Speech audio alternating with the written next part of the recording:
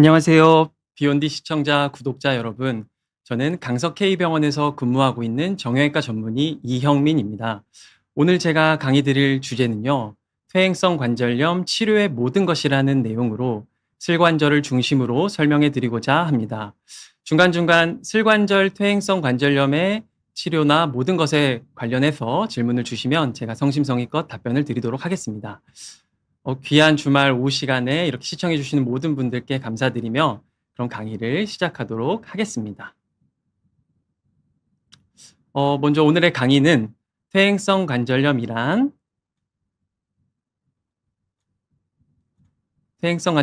무엇인지, 원인, 빈도, 증상, 진단에 대해서 먼저 말씀드릴 것이고요. 퇴행성 관절염의 단계별 치료에 있어서 약물 치료와 주사 치료, 그리고 수술적 치료를 나누어서 설명을 드리고자 합니다. 먼저 무릎 퇴행성 관절염이란 무엇일까요? 퇴행성 관절염은 나이가 들면서 무릎을 많이 사용하고 염증 반응과 함께 노화와 마모가 일어나고 관절 연골의 손상이 되면서 심해질 경우 뼈의 손상, 연골 하골의 손상까지 진행되는 질환인데요. 질환이 진행하면서 통증이 심해지게 되고 무릎이 휘어지는 휜다리 변형과 함께 구부리고 펴는 가동 범위의 상실, 처음에는 많은 거리를 걸을 수 있었는데 점점 걸을 수 있는 거리가 줄어든다. 이런 걷는 능력의 저하, 이런 기능 상실을 동반하는 질환입니다. 퇴행성 관절염의 원인은 굉장히 다양할 것 같아요. 제가 외래에서 환자분들을 보면 의사들은 퇴행성 관절염의 원인에도 관심이 많지만 이 환자를 앞으로 어떻게 치료할 것인가에 대해서 생각하는 경우가 더 많습니다. 하지만 환자분들은 내가 퇴행성 관절염에 왜 생긴 거죠? 이렇게 원인을 물어보는 경우가 더 많습니다. 원인은 굉장히 다양한데요. 먼저 퇴행성 관절염이기 때문에 나이가 굉장히 중요할 것 같습니다. 고령화 사회가 되고 나이가 많아지면 퇴행성 관절염의 유병률이 증가하는 것으로 되어 있고요. 성별 또한 중요합니다. 무릎 슬관절 퇴행성 관절염은 남성 환자분들보다 여성 환자분들이 2배에서 3배 정도 유병률이 높은 것으로 되어 있는데요. 이거는 좌식 생활하고 바닥에 앉아서 일을 하는 생활 습관과 함께 호르몬적인 영향이 함께 작용하는 것으로 알려져 있습니다. 유전도 많이 중요합니다. 내가 퇴행성 관절염 환자인데 우리 자녀분들이 퇴행성 관절염에 걸릴 확률이 높을까요? 이런 질문을 많이들 하시는데요.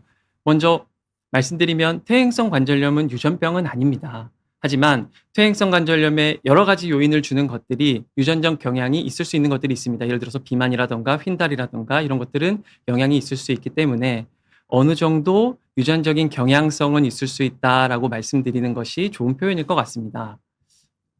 비만도 굉장히 중요한데요. 체중도 되게 중요합니다. 무릎 관절은 체중을 부하하는 관절이기 때문에 체중의 영향을 많이 받는데요. 증상의 정도나 관절염의 진행에 모두 체중의 영향을 많이 받습니다. 그렇기 때문에 체중 조절을 하면서 관리를 하는 것이 중요하고 원인의 비만이 굉장히 중요한 요인으로 알려져 있습니다. 외상도 중요한데요. 외래에서 이렇게 말씀하시는 분들이 많습니다. 나는 무릎이 하나도 안 아팠는데 한 번 넘어지고 한 번 삐끗한 이후로 퇴행성 관절염이 심해졌다. 이러시는 분들이 많습니다. 퇴행성 관절염은 한 번의 외상으로 생기는 질환은 아니지만 무릎의 퇴행성 변화가 진행을 하면서 무릎의 쿠션 역할하는 반달형 연골, 반월상 연골판에 파열이 되면 퇴행성 관절염이 빠르게 진행하는 경우가 있습니다. 그래서 외상도 어느 정도 퇴행성 관절염의 진행과 연관이 있다고 볼 수 있겠습니다. 생활 습관이 또 굉장히 중요한데요. 우리나라 슬관절 퇴행성 관절염의 유병률이 높은 이유가 우리나라 문화가 좌식 생활하고 쪼그려 앉고 양반다리 하는 그런 문화랑 연관이 있습니다. 그렇기 때문에 생활 습관도 영향이 있을 수도 있겠다 볼 수 있겠습니다. 먼저 지금 질문을 하나 해주셨는데요. 하나 질문을 보고 넘어가겠습니다. 쫄봉이님께서 무릎에 통증이 있을 때마다 주사를 맞으면 바로 좋아지는데요. 주사를 너무 자주 맞으면 무릎이 더 안 좋아진다고 들었습니다. 주사를 자주 맞아도 될까요? 슬관절 퇴행성 관절염으로 주사를 맞으시는 분들이 굉장히 많은데요. 종류도 다양하고 역할도 다양합니다. 물론 주사를 너무 많이 맞으면 좋지 않다는 것은 맞지만 적당한 간격으로 주사를 맞는 것은 중요할 것 같습니다. 어떤 주사를 맞으셨는지 잘 모르겠는데요. 제가 뒤에 주사 종류별로 기능별로 쭉 설명을 드릴 텐데 한번 보시면 이해가 좀 되실 것 같습니다. 로버트 님께서 63세 여성이시고 골다공증이 오래되셨고 쪼그려 밭일을 하다가 뚝 소리가 난 이후에 통증이 생겨서 진단을 받았는데 반월상 연골판의 양동이형 파열, 연골판의 기형, 퇴행성 관절염이 진행돼서 연골판 절제, 카티스템 수술 권유받았습니다. 골다공증 오래 앓은 63세 여성이 카티스템 수술을 해도 괜찮을 건가요? 제가 아까 말씀드린 외상과 관련돼서 퇴행성 관절염이 진행하는 경우랑 비슷한 경우일 것 같아요. 기형을 진단받았다는 이야기로 추측해 볼 때 아마 외측에 반월상 연골판에 원반 모양 기형이 있었을 것 같습니다. 우리나라랑 일본의 15% 정도로 많이 있거든요. 그 기형이 있는 연골판이 크게 파열이 되면서 퇴행성 관절염이 진행이 된 것 같습니다. 증상이 어떤 정도이냐가 중요할 것 같은데요. 약 먹고 지낼만 하신 정도면 수술이 필수는 아니지만 무릎이 많이 아프고 붓고 한다면 연골판에 대해서도 처리를 해줘야 될 것이고 비교적 연골 상태가 괜찮았다면 카티스템 이런 것도 저도 고민해 볼 것 같지만 엑스레이 상태에서 현재 연골 상태가 어떤지가 굉장히 중요할 것 같습니다. 예를 들어서 어느 정도 조절이 된다면 시간 지나면서 좀 더 쓰시다가 너무 나빠졌을 때 인공관절을 고민할 수 있는 나이에 접어드는 것도 사실이거든요. 그래서 그런 상황들을 고민해서 주치 선생님하고 상의를 하셔야 될 것 같습니다. 좀 더 다음으로 몇 가지 좀 설명을 드리고 또 질문을 받아보도록 하겠습니다. 우리나라 퇴행성 관절염의 빈도가 굉장히 많습니다. 2019년도에 처음으로 400만 명을 돌파했고요. 65세 이상의 평균 유병률이 제가 아까 설명드렸던 것처럼 남성 13%, 여성 43.5%로 여성에 있어서 훨씬 많은 것으로 나타났습니다. 이것은 아까 설명드린 것과 같이 생활 습관, 호르몬의 영향이 같이 작용한 것으로 볼 수 있을 것 같습니다. 다음은 퇴행성 관절염의 증상입니다. 초기에는 앉았다 일어날 때 통증이 굉장히 특징적인데요. 외래에서 환자분들이 이렇게 말씀하십니다. 차를 오래 타고 나면 일어날 때 일어날 수가 없다. 무릎에 좀 움직여야 되고 시동을 걸어야 된다. 이런 말씀 많이 하시는데요. 이러한 증상이 퇴행성 관절염의 초기 증상이고 초기에는 계단 내려갈 때 내리막이나 이런 비탈길에서 아프다가 말기가 되면 평지 걸을 때도 아파지는 것이 퇴행성 관절염의 증상입니다. 또한 무릎에 붓기도 중요한데요. 환자분들 무릎에 붓기가 생기고 물이 차면 뻑뻑하다고 표현하십니다. 그리고 또 하나 무릎의 크기가 커졌다라고도 표현을 하시는데요. 크기가 큰 것은 무릎이 붓고 뻑뻑하면서 커 보이는 것도 있지만 실제로 관절염이 진행하면 가동 범위가 온전히 되지 않으면서 무릎이 쫙 펴지지 않고 약간은 굽은 상태로 유지가 되거든요. 굽은 상태로 유지가 되면 무릎이 앞으로 튀어나오는 것 같은 효과가 되고 건강한 무릎보다 무릎이 튀어나와 있기 때문에 약간 더 커 보인다. 이런 영향 때문에 무릎이 크다고도 표현을 하십니다.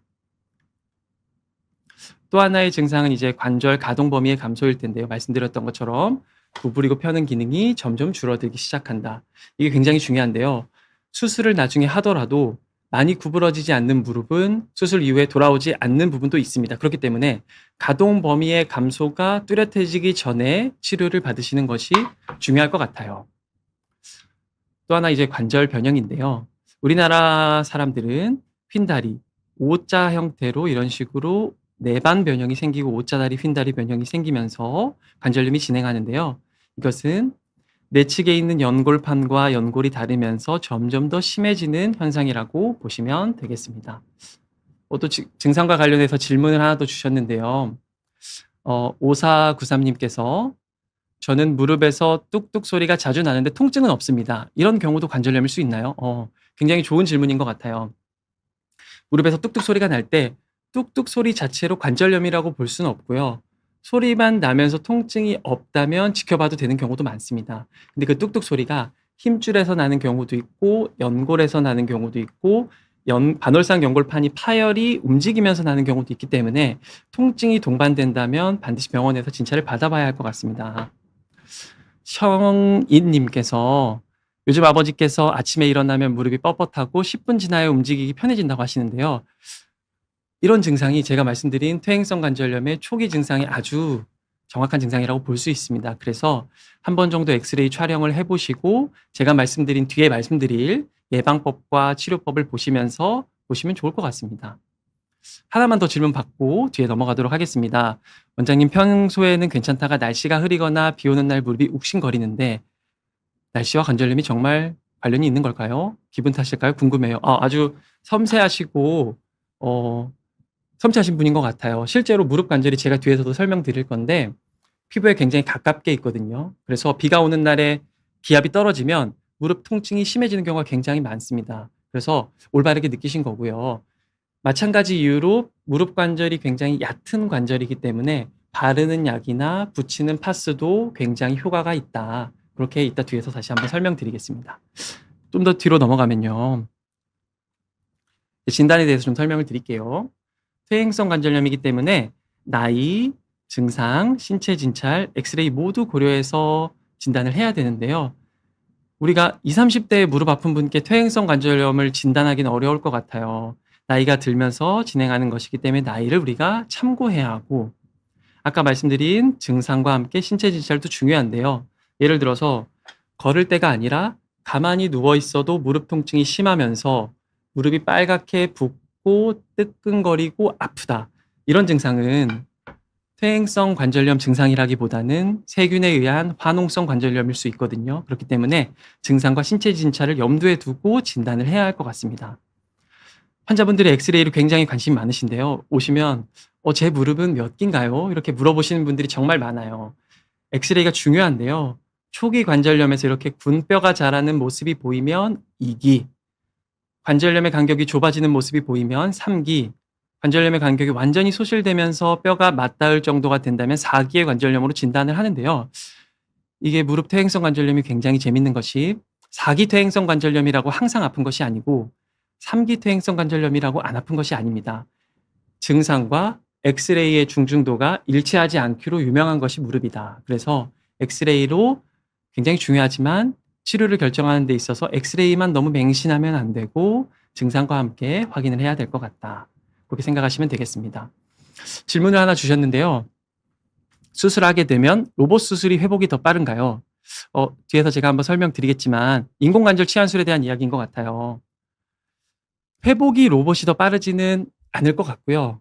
로봇이라는 것은 우리가 계획을 세우고 뼈를 자르는 과정에 있어서 가이드를 해주고 도와주는 것이거든요. 그렇기 때문에 조금 더 정밀하게 해줄 수 있는 면은 있습니다. 또한 무릎 외적으로 예를 들어서 예전에 골절을 당해서 무릎에 변형이 생겼다거나 아니면 관절 변형이 너무 심하거나 그런 무릎에 있어서 수술할 때는 로봇이 굉장히 도움이 되는 경우가 많아요. 하지만 회복이 더 빠른지에 대한 것은 비슷할 것 같다라는 생각이 좀 있습니다. 다음 좀 보면서 또 설명을 드릴게요. 퇴행성 관절염을 완전히 막을 수는 없지만 진행을 늦추는 것, 그것이 저는 예방이라고 생각을 하는데요. 퇴행성 관절염의 예방에 있어서 체중 조절이 굉장히 중요할 것 같아요.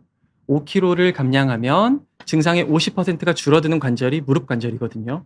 하지만 이제 환자분들께서 무릎이 아파서 운동을 못하기 때문에 체중 조절이 어렵다고 말씀하시는 경우가 많아요. 굉장히 공감하고 맞는 말씀인데 그러더라도 식이 조절을 통해서 체중을 감량하게 되면 증상이 많이 감소할 수 있다. 이렇게 말씀드리고 싶습니다. 또한 좋지 않은 동작, 자세를 피하는 것이 굉장히 중요한데요. 쪼그려 앉는 것, 바닥 생활하는 것, 양반다리 하는 것, 이런 우리나라 문화와 관련된 것들이 모두 무릎에 좋지 않습니다. 이런 것들을 피해야 하고요. 계단 오르내리는 것, 등산하는 것들이 무릎 관절에 좋지 않습니다. 그렇기 때문에 이런 것도 줄여야 합니다. 자전거는 무릎에 좋은 운동으로 되어 있는데요. 실제로 좋은 운동은 맞고 우리 몸에도 아주 좋은 운동입니다. 하지만 자전거를 탈 때 무릎의 앞쪽에 압력이 많이 증가하거든요. 그렇기 때문에 무릎의 앞쪽이 아픈 분들은 자전거를 좀 줄이거나 자전거를 타더라도 의자를 높여서 타는 것이 중요할 것 같습니다. 운동도 중요한데요. 관절염에 어떤 운동이 좋은가요? 라고 물어보시는 경우가 굉장히 많습니다. 저는 평지 위주의 운동이 좋다고 설명드리고 그럼 얼마나 해야 되나요? 하고 여쭤보시면 3, 40분, 5,000에서 7,000보 이렇게 설명을 드리는데요. 제일 중요한 것은 그 운동을 하고 내 무릎이 뻑뻑해지거나 아프지 않은 정도, 그 정도가 내 무릎에 적당한 운동의 정도다라고 생각하시는 것이 중요할 것 같습니다. 또한 이제 다리를 쫙 펴서 하나, 둘, 셋, 넷, 다섯, 여섯, 일곱, 여덟, 아홉, 열 이런 운동이 누워서 하는 것, 앉아서 하는 것 이런 운동들이 허벅지 근력 운동이거든요. 이런 운동이 수술 후 또는 퇴행성 관절염의 예방에 있어서 굉장히 중요하기 때문에 운동에 대해서 굉장히 강조해 드리고 싶은 부분입니다. 지금 또 민트 초코님께서 질문을 주셨는데요. 저는 혈청 음성 류마티스 관절염 환자로 치료 중인데 요즘 검사 중 전신이 퇴행성 관절염이라는 진단을 받았습니다. 또 왼손 검지에 첫 마디 가 변형이 왔네요. 전신이 퇴행성 관절염이 어떻게 해야 할까요? 일단 너무 속상하실 것 같아요. 류마티스 관절염은 다발성으로 손, 손목, 무릎 다양한 곳에 오는데요. 무릎에 오는 경우에는 우리나라 흔한 안쪽 부위의 관절염이 아니라 안쪽, 바깥쪽 동시에 오는 특징적으로 오는 그런 관절염입니다. 그래서 증상도 되게 심하실 텐데요. 무릎에 대해서 먼저 설명을 드리면 류마티스 관절염이더라도 관절이 파괴가 될 정도의 통증이 생겨서 진행을 했다면 인공관절 치환술 같은 수술이 필요할 수 있겠고, 그것이 아니라면 류마티스는 조절할 수 있는 약물들이 중요하거든요. 그래서 그런 약물을 통해 조절하면서 경과를 봐야 할 것 같습니다. 오영도님께서 질문을 해주셨는데요. 만 60대 여성이시고 두 발을 붙이면 무릎이 서로 닿았는데 최근에 우연히 1cm 정도 떨어져 있는 걸 봤어요. 이런 경우 퇴행성 관절염이 시작되어 그런 걸까요? 물론 시작됐을 수도 있을 것 같아요. 무릎이 지금 둘 다 이게 오른쪽 무릎이라 표현이 되기 어렵지만 원래 무릎이 딱 이렇게 붙어 있어야 되는데 무릎에 오다리 변형이 오게 되면 무릎 사이의 간격이 벌어지는 것을 이제 퇴행성 관절염의 그런 관절 내 변화라고 우리가 설명드리는데요. 오다리 변형이 정상적으로 있을 수도 있지만 퇴행성 관절염과 동반되는 경우가 굉장히 많습니다. 그래서 그런 경우에는 특별한 치료가 필요하기도 한데요. 제가 뒤에서 다시 한번 설명드리도록 하겠습니다. 이제 퇴행성 관절염의 진단과 원인, 이런 예방에 대해서 알아봤고요. 이제 비수술적인 치료, 약물요법과 주사요법에 대해서 자세히 설명드리도록 하겠습니다.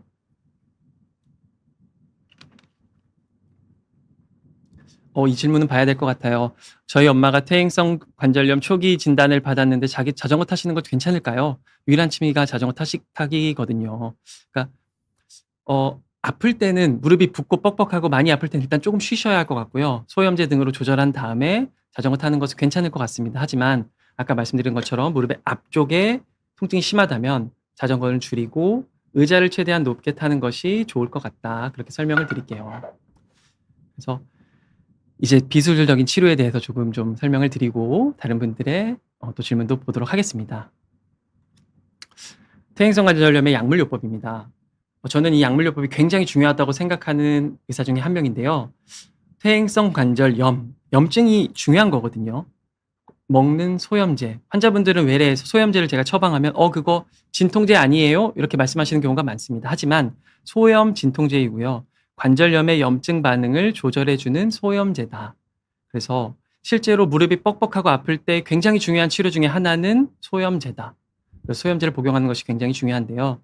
다만 3개월 이상 소염제를 장기 복용할 때에는 피검사를 반드시 하셔서 콩팥 수치나 이런 것들이 나빠지지 않는지 확인해야 되고, 또 심장이 안 좋으신 분들은, 협심증이 있거나 심장이 안 좋으신 분들은 소염제를 주의해서 복용해야 하거든요. 그렇기 때문에 좀 상의가 필요한 부분은 있습니다. 속이 쓰리거나 소염제를 못 드시는 상태가 되면 저는 아까 말씀드린 것처럼 무릎 관절이 피부에서 굉장히 가깝게 위치하는 얕은 관절이기 때문에 바르는 약이나 붙이는 파스를 권유해 드리기도 합니다. 질문이 많이 들어와서 몇 가지 좀 설명을 드리고 갈게요. 퇴행성 관절염이 진행해서 오자 다리로 변형되는 건 알고 있는데요. 오자 다리가 있는 사람이 관절염 발생에 영향을 얼마나 주는가요? 좋은 질문입니다. 오자 다리가 되면 뒤에서 좀 설명을 드리겠지만 다리의 축이 바뀌게 되거든요. 정상적으로는 무릎의 다리의 축은 대퇴 골두의 중심에서 발목을 떨어뜨렸을 때 체중의 축이 형성되게 되는데 무릎의 중앙에 떨어지는 것이 굉장히 좋은 거거든요. 근데 오자다리가 되면 이런 식으로 변화가 오면서 체중의 축이 안쪽으로 가게 됩니다. 안쪽에 관절염이 있으신 분이 오자다리가 진행하면 체중의 축이 더 안쪽으로 오면서 관절염이 가속화되는 경우가 많다. 그래서 그렇기 때문에 굉장히 중요한 연관성이 있다고 보시면 되겠습니다. 조금 더 설명을 드리고 오늘 해드릴 말씀이 많아서 설명을 좀 더 드리고 질문을 받도록 할게요. 바르는 약 붙이는 파스가 좋다고 설명을 드렸고요. 또 하나 이제 외래에서 굉장히 중요하게 많이 여쭤보시는 것들이 막 이렇게 약통을 가져오시는 분들이 많아요. 글루코사민, 콘드로이친, 상어, 연골, 초록잎, 홍합, 보스웰리아, MSM 정말 많은 연골 영양제들이 있거든요. 제 생각에는 이 연골 영양제들은 일단은 의약품은 아니고 건강기능식품이기 때문에 실제로 효과를 많이 보시는 분들도 있고 그렇지만 퇴행성 관절염의 치료 목적으로 단독으로 사용하는 것은 저는 추천드리지 않는다. 내가 이 영양제를 먹었을 때 증상에 좀 도움이 되는 것 같으면 복용하실 수 있겠지만 단독으로 치료가 되기는 좀 어렵지 않을까 생각을 하고 있습니다. 이제 또 굉장히 중요한 이야기로 넘어가야 될 것 같아요. 말씀드렸던 것처럼 아까 주사를 많이 맞으시는 분이 있다고 하셨는데 퇴행성 관절염의 주사 치료가 종류도 다양하고 환자분들이 궁금해하시는 것들이 굉장히 많습니다. 먼저 대표적으로 뼈 주사라고 불리는 스테로이드 주사는요. 스테로이드 성분이 있는 것을 이제 주사하는 것인데 스테로이드는 아주 강력한 항염제거든요. 퇴행성 관절염에 붓고 아픈 염증 반응을 강력하게 줄여줄 수 있는 주사입니다. 하지만 관절각 내로 주입했을 때 장기적으로 연골에 안 좋은 영향을 줄 수 있어서 저는 거의 아예 사용하지 않습니다. 그렇지만 예를 들어서 만약에 관절염이 너무 심한데 내가 건강상의 이유나 연세 등의 이유로 수술을 절대 받을 수가 없는 상황이다. 근데 너무 통증이 심하고 물이 차고 아프다. 그런 상황에서는 1년에 한 번이나 2번 정도는 사용하는 것이 도움이 선택적으로 될 것 같습니다. 연골 주사 이제 많이 물어보시는데요. 연골 주사는 히알루론산 성분으로 되어 있고 1년에 6개월에 한 번 또는 6개월에 3에서 5회 다회 제형 이렇게 단일회 1회 제형과 다회 제형으로 나눠져 있습니다. 히알루론산 성분을 무릎 내에 주사해서 윤활유 역할을 하는 성분을 주사했기 때문에 우리의 기계적인 마찰을 줄여주고 증상 완화와 함께 마모를 줄여줘서 퇴행성 관절염을 늦추는 목적으로 하는 주사인데요. 저는 먼저 6개월에 한 번 맞는 1회 제형의 경우에는 히알루론산이 가교 형태의 결합을 하고 있어서 천천히 분해할 수 있어서 6개월 가는 것이고 비슷한 효과를 낸다고 되어 있습니다. 그래서 저는 1회 제형을 좋아하는데요. 이 가교 형태로 결합을 하다 보니까 입자가 크고 그러다 보니까 주사 바늘이 좀 더 큽니다. 그렇기 때문에 주사할 때 좀 통증이 좀 더 아프다. 이 주사가 만약에 근육 쪽으로 잘못 들어가면 굉장히 아픈 경우가 있다. 그렇기 때문에 1회 주사는 장단점이 있다 볼 수 있고요. 3회에서 5회 제형은 주사 바늘이 좀 작기 때문에 통증이 덜하고요. 일주일 정도 또는 일주일에서 2주일 간격으로 맞으시기 때문에 증상 완화, 통증 조절에 조금 더 도움이 된다고 되어 있습니다. 하지만 저는 환자분들의 편의성을 고려해서 1회 주사를 선호하는 편입니다. DNA 주사와 이제 콜라겐 주사를 설명드릴 건데요. DNA 주사는 연어의 생식기관인 정소에서 추출한 DNA 성분인 PN, 폴리뉴클레오타이드로 된 성분을 주사하는 것이고요. 콜라겐 주사는 아텔로콜라겐 성분으로 무릎 관절 내에 관절 연골에 정상적으로 구성하고 있는 단백질인 콜라겐 역할을 보충해주는 주사인데요. 저는 DNA 주사, 콜라겐 주사 모두 약간의 차이는 있지만 무릎의 기계적 마모를 줄여주고 완충 역할을 해주고 증상을 개선시켜주는 그런 주사라고 생각을 하고 있습니다. 그래서 이 주사들이 퇴행성 관절염을 완전히 치료해준다라고 보기에는 약간은 어려움이 있을 것 같아요. 다음으로 이제 PRP 주사인데요. PRP 주사는 어깨나 팔꿈치 등에서 많이 사용하던 주사이고 2024년에 신의료기술로 승인된 이후로 1년 사이에 무릎에도 많이 사용하고 있는 주사입니다. PRP의 뜻은 혈소판 풍부 혈장 주사라는 뜻인데요. 혈액을 채취한 이후에 원심 분리기를 통해서 이제 원심 분리를 하면 무거운 혈구들은 아래로 떨어지게 됩니다. 이 아래의 혈구 부분을 제거하고 혈소판이 풍부한 혈장이 아닌 위쪽 혈장 부분을 또 조금 제거를 하면 혈소판이 풍부한 혈장이 남게 되는데요. 이 부분을 무릎에 주사하는 것이 PRP 주사입니다. 자가골수 농축액 주사는 비맥 주사라고 알려져 있고 부르고 2023년도에 신의료기술 통과한 이후에 2년 정도 굉장히 많이 사용되고 있는 주사입니다.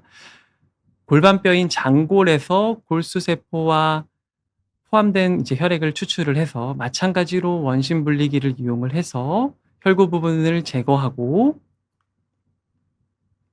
넘어가네요. 죄송합니다.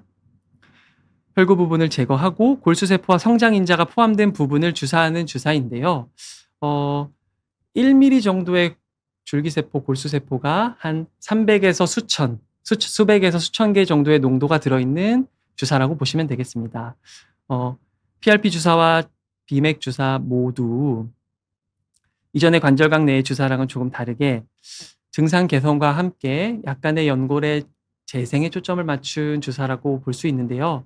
저는 개인적으로는 비맥에 있는 그 1ml당 수백에서 수천 개의 골수세포, 줄기세포의 농도가 조금은 적지 않나라는 생각을 갖고 있습니다. 이제 비수술적인 치료까지 제가 설명을 드렸고요. 수술적인 치료를 자세히 설명드리기 전에 몇 가지 질문을 좀 받도록 하겠습니다. 선생님, 체중 감량은 원래 체중에 상관없이 5kg 정도만 감량해도 효과가 있나요? 중요한 얘기일 것 같습니다. 원래 체중도 중요하겠지만 그래도 갑자기 체중이 늘어난 게 아니면 어느 정도 현재의 체중에 무릎이 지금 적응하고 통증을 받고 있는 상태이기 때문에 5kg 정도 조절하면 충분히 체중 감량에 의해서 증상 완화 효과가 뚜렷할 것으로 생각하고 있습니다. 네. 전방 십자인대 수술을 안 하면 대부분 퇴행성 관절염으로 진행하나요? 중요한 질문일 것 같습니다. 전방 십자인대는 뒤에서 제가 한 번 더 설명드리겠지만 이것이거든요.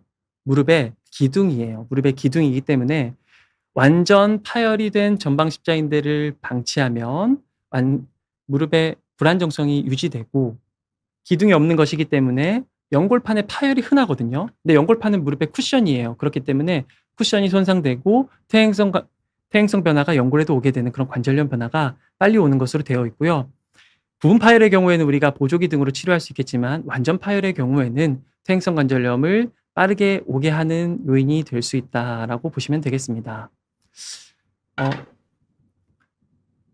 5493님께서 9년 전에 양쪽 퇴행성 관절염 3기 진단받았고 오른쪽 무릎 통증이 심하셔서 한쪽만 인공관절을 하셨어요. 요즘에는 왼쪽 무릎이 많이 아프다고 하시네요. 3기에서 4기로 넘어가는 평균 기간이 있을까요? 환자분들께서 또 많이 중요하게 질문해 주시는 부분들인데요. 3기는 아까 말씀드렸던 것처럼 관절 간격이 명확하게 좁아지기 시작하면 3기, 완전히 닳아서 뼈가 닿을 정도가 되면 4기라고 표현하는데요. 기간이 정해진 건 없습니다. 어떤 분들은 외상이나 연골판 파열과 함께 빠르게 진행되는 경우도 있고요. 소염제 등으로 잘 조절하면서 오래 걸리는 분들도 있습니다. 그리고 중요한 것은 4기가 됐다고 무조건 수술하는 것이 아니에요. 4기여도 통증 조절 약물 치료로 잘 하면서 수술 안 받으시는 분들도 많거든요. 그래서 3기, 4기도 중요하지만 기간은 정해진 게 없고 증상과 함께 확인하는 것이 중요하겠다라고 설명드리면 좋을 것 같아요. 또 하나 중요한 것은 연세가 몇 세이신지도 궁금한데요. 예를 들어서 70대 중반이시다. 근데 언젠가는 수술을 받으실 것 같고 반대쪽 받고 나서 만족스럽게 지내고 있으시다면 더 늦기 전에 결심해서 수술을 받는 것도 좋은 선택일 거라고 저는 생각을 합니다.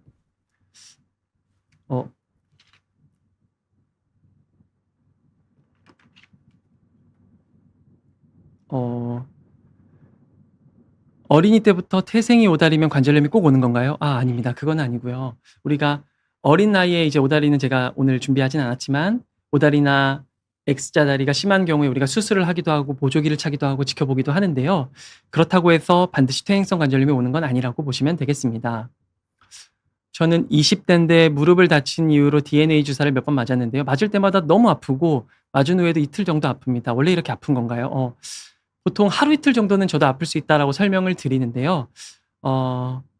너무 많이 아프다면 DNA 주사는 제 생각에는 그렇게 많이 아픈 주사는 아니거든요. 그래서 한번 좀 확인을 해보는 것이 좋을 것 같아요. 가끔 무릎에 물이 차 있는 경우에는 우리가 주사하기가 참 쉬운데요. 물에 안 차 있는 경우에는 공간이 굉장히 좁아서 주사를 하다가 근육이나 이런 데 약간 주사가 들어가는 경우도 있거든요. 대부분 괜찮습니다만 하루 이틀 아픈 정도가 있다. 그렇게 생각하시면 될 것 같아요. 이제 수술에 대한 질문들도 많이 올라오는 것 같아서 제가 퇴행성 관절염의 수술적 치료에 대해서 먼저 설명을 드리고 질문을 또 받아보는 게 좋을 것 같습니다. 퇴행성 관절염에서 우리가 수술을 결정할 때 나이, 증상 굉장히 중요할 것 같고요. 아까 말씀드렸던 것처럼 증상이 안 아픈데 수술하는 것은 좋지 않을 수 있습니다. 그렇기 때문에 증상 중요하고요. 관절의 상태, 오다리 변형이 얼마나 왔는지 또는 가동 범위의 제한이 얼마나 왔는지 등을 보는 것이 중요할 것 같습니다. 인공관절 치환술 하는 데 있어서 가동 범위가 이미 너무 많이 와버린 환자분들을 수술할 때 속상한 경우가 많아요. 이게 조금 더 오기 전에 했으면 좋았겠다 이런 생각이 들기도 합니다. 그래서 이런 것들이 중요하고요. 요즘에 환자분들이 많이 알아보시고 공부하시고 오시는 것들이 많은데요. 줄기세포에 대해서 물어보실 때가 되게 많아요. 그래서 줄기세포는 근데 좋지만 비용이 너무 비싸기 때문에 경제적 요인을 많이 생각하게 되는 것 같아요. 저는 외래에서 설명드릴 때 줄기세포가 3배, 5배 비싸다고 꼭 3배, 5배 효과가 좋은 것은 아니다. 그렇기 때문에 경제적 요인을 고려해서 상황에 맞게 결정하는 것이 중요하다라고 설명을 드리고 있어요.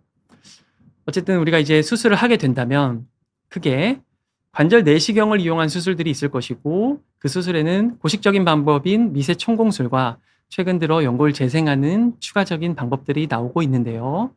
그리고 오다리 변형, 내반 변형이 심할 때 휜다리 교정술을 하게 되고 이 정확한 명칭은 근위경골 절골술입니다. 그래서 이런 수술이 또 있고 관절염이 많이 진행한 경우에는 인공관절 치환술을 하게 되는데 정도에 따라 반치환술, 전치환술을 하게 되거든요. 이런 식으로 인공관절 치환술을 하게 됩니다. 그래서 이런 거에 대해서 환자분 사례와 함께 자세히 설명드리도록 할게요. 관절 내시경은 비교적 젊은 나이에 부분적인 관절 연골의 손상이 있을 때 진행하게 됩니다. 다른 내시경 수술과 함께하는 경우가 많은데요. 반월상 연골판의 봉합과 함께 혹은 십자인대 재건술과 함께 혹은 오다리 교정술, 절골술과 함께 부분적인 관절 연골 손상이 있다면 함께하는 것이 굉장히 효과적입니다. 대표적인 수술법은 미세천공술이 있는데요. 미세천공술은 1990년대 시작해서 지금까지 사용되고 있는 30년 이상 된 고식적인 전통적인 수술 방법입니다. 먼저 설명을 드리면요. 여기 보시면 하얗게 도자기처럼 보이는 부분이 정상적인 연골이고요. 말랑말랑하면서도 단단한 말랑말랑한 초자 연골, 유리 연골이라고 부릅니다. 이 옆에 보이는 달아있는 부위가 보이시나요? 이 부위는 달아있는 연골 결손이 있는 부위고요. 그렇습니다. 그래서 이렇게 정상적인 연골과 달아있는 부위를 명확하게 구분하는 것이 수술의 첫 번째 단추고요.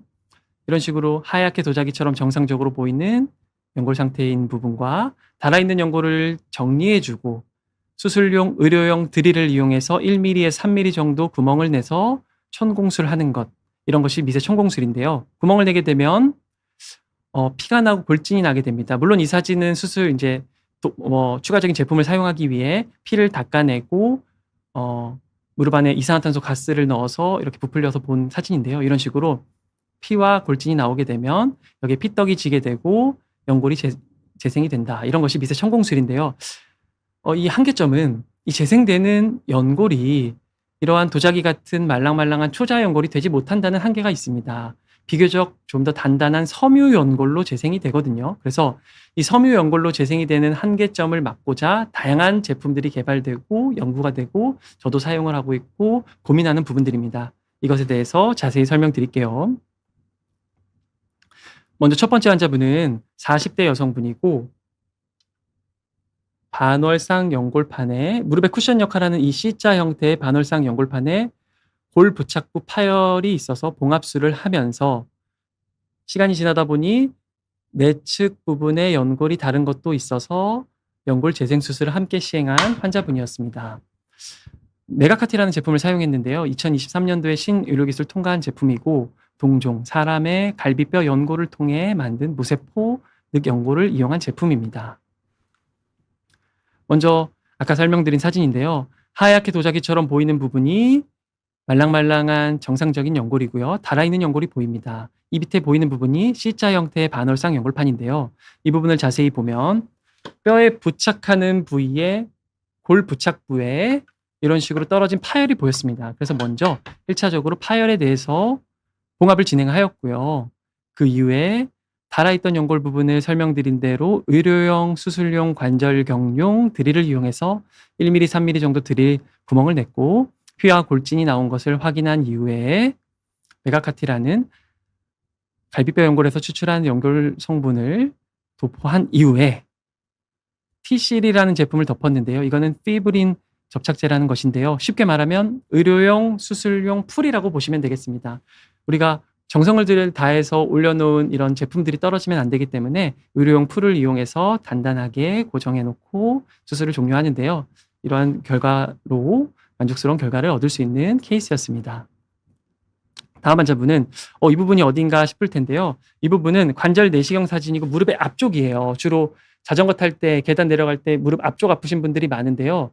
관절 내시경을 이 공간에 집어넣게 되면 슬개골의 아랫면과 슬개골과 만나서 관절을 이루고 있는 대퇴골의 활차 부분이 보이는데요. 이 활차 부분에 지금 연골 결손이 있는 것입니다. 말씀드린 대로 슬개골의 아랫부분이 보이는 거고요. 대퇴골의 활차 부분에 연골결손이 있는 부분입니다. 하얗게 도자기처럼 두껍고 도톰하게 보이는 부분이 정상적인 연골이고요. 달아있는 결손 부위를 노란색 연골 하골이 노출될 때까지 충분히 정리를 하고 그 이후에 의료용 드릴을 이용해서 1mm에서 3mm 정도 구멍을 내는 천공술을 시행하면 피가 나고 골진이 나는 상태를 만들 수 있고요.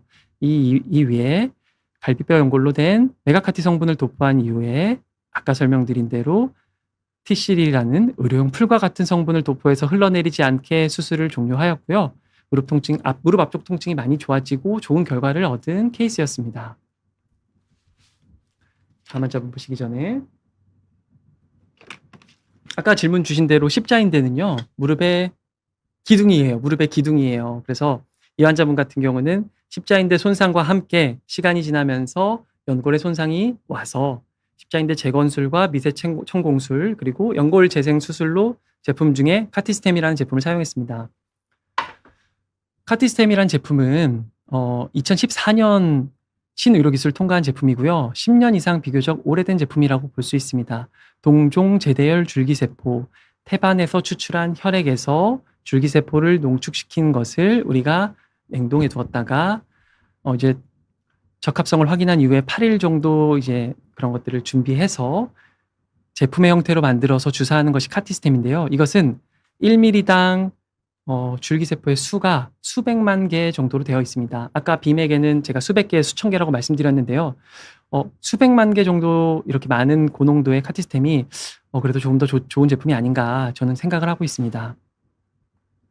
먼저 수술 관절경 사진인데요. 십자인대 재건술을 한 모습입니다.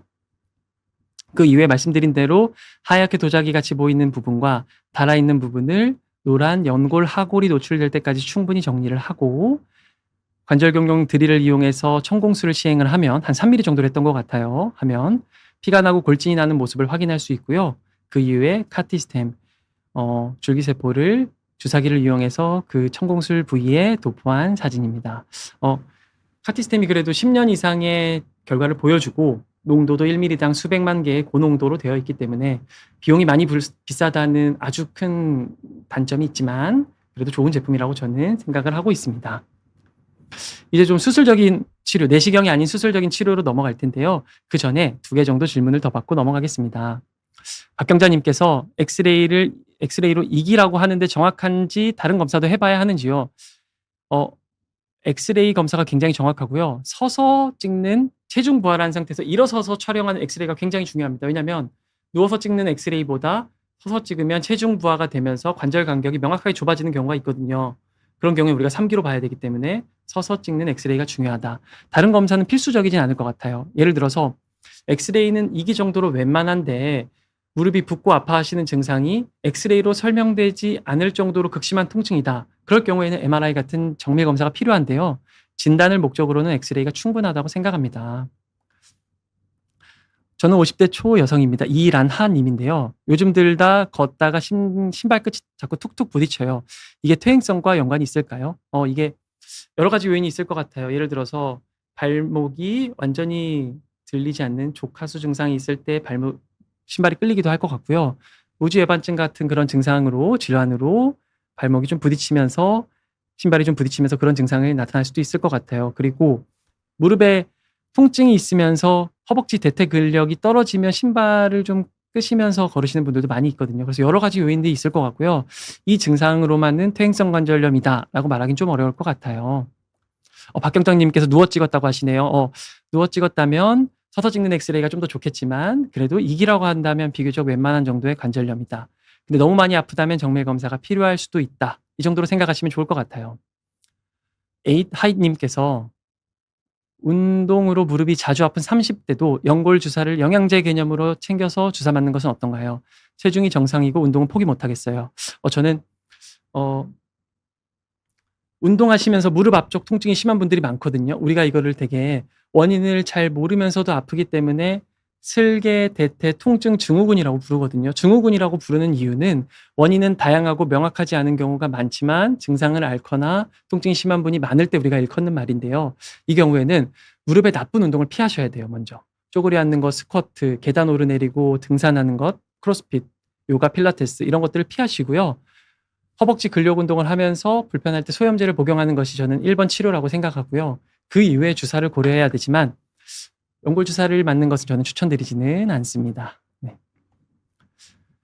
저희 아버지께서 인공관절 수술을 하셨는데 30대인 저도 무릎이 욱신거립니다. 관절염도 유전인가요? 미리 어떻게 관리하는 것이 좋을까요? 좀 늦게 들어오신 분 같아요. 제가 앞에 잘 설명을 했는데요. 영상이 올라가면 한번 참고하시면 좋을 것 같고요.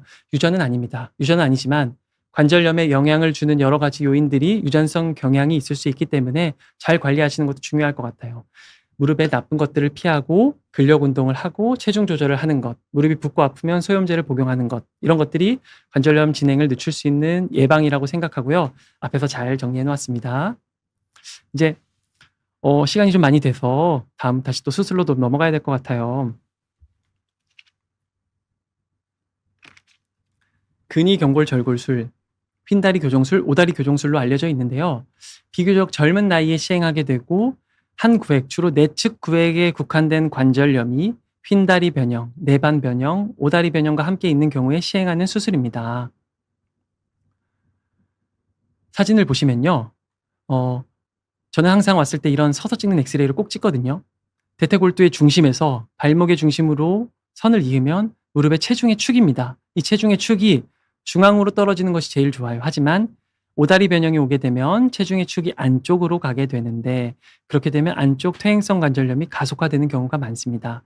이 환자분 같은 경우는 내측 관절염이 있었고 안쪽 증상이 있었지만 바깥쪽과 앞쪽으로는 증상이 없으셨어요. 그렇기 때문에 정확한 계획을 통해서 체중의 축이 바깥쪽으로, 체중의 축이 대퇴골두의 중심에서 발목까지 이었던 선이, 체중 부하의 선이 바깥쪽으로 오는 식으로 계획을 하는 이런 수술을 하게 되었는데요.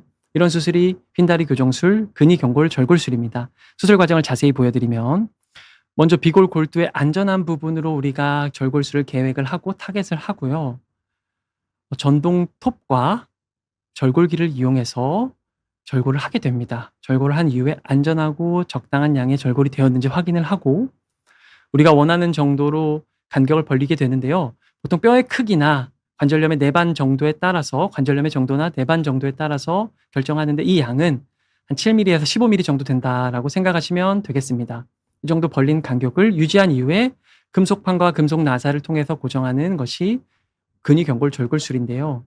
수술을 하게 되면 내측으로 오고 있던 무릎의 중앙보다 안쪽으로 오고 있던 체중의 축이 무릎의 중앙보다 바깥쪽으로 오게 돼서 안쪽 관절염의 진행을 막을 수 있는 수술입니다.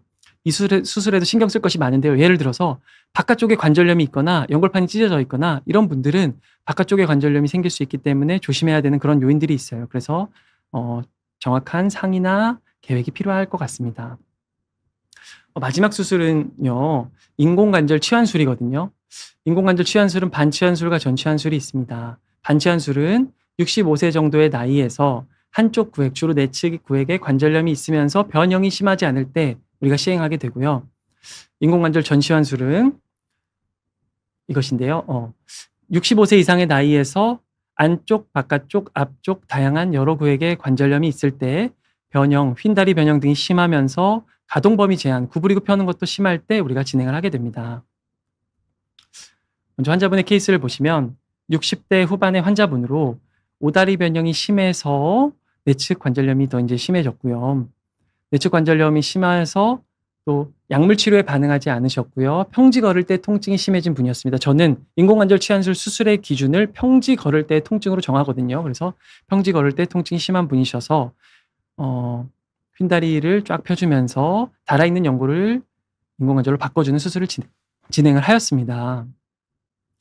인공관절은 이런 식으로 달아있는 연골과 함께 뼈를 계획한 만큼 절제하고 보통 이제 경골에 들어가는 아랫다리 뼈에 들어가는 것은 티타늄이고 위쪽 대퇴골에 들어가는 것은 코발트 크로미늄이라는 금속을 이용하는데요. 이런 식으로 시멘트와 함께 젊고 뼈가 건강하신 분들은 시멘트를 사용하지 않기도 합니다만 이렇게 고정을 하고 폴리에틸렌 성분으로 이루어진 쿠션을 넣어주는 수술이 인공관절 수술입니다. 그래서 수술한 이후에는 휜다리가 많이 교정이 되고 통증이 좋아지는 수술이다라고 생각하시면 될 것 같아요. 저는 제가 중요하게 드리고 싶은 말씀은 70대쯤 관절염이 심한 분이 인공관절 치환술 받는 것이 그렇게 슬픈 일이 아니라고 생각해요. 그래서 수술이 무섭고 힘드신 분들이 많지만 수술 받고 잘 지내고 행복하게 지내시는 분들이 많거든요. 다른 수술에 비해서 굉장히 좋은 수술 중에 하나라고 저는 생각합니다. 그래서 내가 70대쯤 나이가 됐고 퇴행성 관절염이 진행했고 평지가 아프고 약물에도 반응하지 않으면서 내가 친구들이나 가족들이나 뭐 여행을 가거나 만나는 것이 좀 마음이 힘들어질 정도로 일상생활에 지장이 생긴다면 인공관절 수술을 좀 권유해드리고 싶어요. 좋은 수술이라고 생각합니다. 중요한 것은요. 수술하는 의사와 수술 받는 환자분의 눈높이가 맞는 것이 중요할 것 같아요. 인공관절 치환술은 걸을 때 통증이 좋아지는 수술입니다. 오다리 변형은 앞에서 보여드렸던 것처럼 많이 교정되지만 가동 범위 제한은 분명히 남습니다. 남는다기보다는 좋아지지만 일부 남을 수 있습니다. 예를 들어서 구부리는 것이 90도 이상 되지 않는 무릎을 수술하고 나서 우리가 완전히 다리뼈가 허벅지에 닿을 정도로 구부리겠다는 것을 기대하는 것은 좀 현실적으로 어려울 것 같아요. 가동 범위는 수술 전보다 조금 더 좋아진다. 그래서 가동 범위가 나빠지기 전에 수술 받는 것이 굉장히 중요할 것 같습니다. 재활이 굉장히 중요한데요. 가동 범위 운동 굉장히 힘들거든요. 그래서 저는 항상 설명드리는 것이 수술 이후에 지금 아플 때 운동하면 나중에 좋고 나중에 통증이 사라지고 다 안 아파지면 그때 열심히 운동해야지 라고 생각하시면 관절 가동 범위에 좀 제한이 남는다. 그래서 저는 3주 정도 입원을 하면서 제가 직접 무릎을 많이 꺾으면서 운동을 많이 시키거든요. 그래서 수술 후에 재활이 굉장히 중요하다. 근력 운동은 아까 말씀드렸던 것처럼 허벅지 근력 운동을 하루에 100개씩 하는지 제가 확인을 하는데 굉장히 중요하다고 볼 수 있습니다.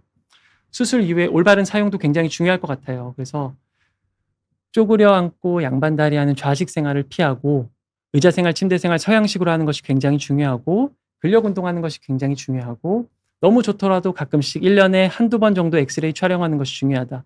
1년, 2년, 3년, 5년, 7년 중요하거든요. 그때 굉장히 엑스레이를 꼭 찍어보는 것이 중요하다고 볼 수 있습니다. 이제 좀 질문을 좀 더 볼 수 있을 것 같아요. 너무 늦어서 죄송합니다. 로버트님께서 섬유연골의 단점을 알려주실 수 있나요? 카티스템하고 메가카티하고 수술법이 동일한 것 같은데 선생님은 어떤 제품을 더 선호하시는지 이유도 궁금합니다.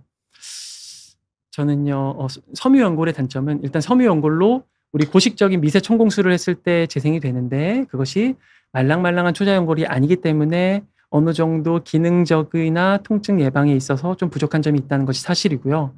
메가카티, 카티스템 둘 다 좋아하는 제품인데요. 어떤 것을 더 좋아한다고 하기 좀 어려울 것 같아요. 그래서 환자분께 충분히 설명을 드리고 결정을 하는데 범위도 중요할 것 같고 상황도 중요할 것 같고 비용도 중요할 것 같다. 저는 솔직히 말씀드리면 둘 다 좋아하는 제품입니다. 그렇게 설명드리는 게 좋을 것 같아요. 네. 나중에 절골술을 하고 금속물을 제거해야 되나요? 파운트님께서 질문 주셨는데 네. 절골술을 하고 제거하는 것이 중요합니다. 우리가 골절 수술을 하고 미국 같은 경우는 비용이 너무 비싸기 때문에 제거하지 않는 경우가 많지만 절골술은 우리가 관절염 환자분들에서 하는 거거든요. 그래서 절골술을 하고 나서 이 무릎이 더 나빠진다면 인공관절이나 이런 것들을 할 수도 있다라는 것을 완전히 배제할 수 없어요. 그렇기 때문에 절골술을 하고 금속판과 나사를 제거해서 뼈가 다시 차는 데 시간이 걸리기 때문에 그런 상태를 만들어 놓는 것이 추후에 경과를 보는데 중요하다라고 보시면 되겠습니다. 무릎 인공관절 수명은 보통 어떻게 되나요? 50대인데 인공관절을 고려하시기엔 너무 젊을까요?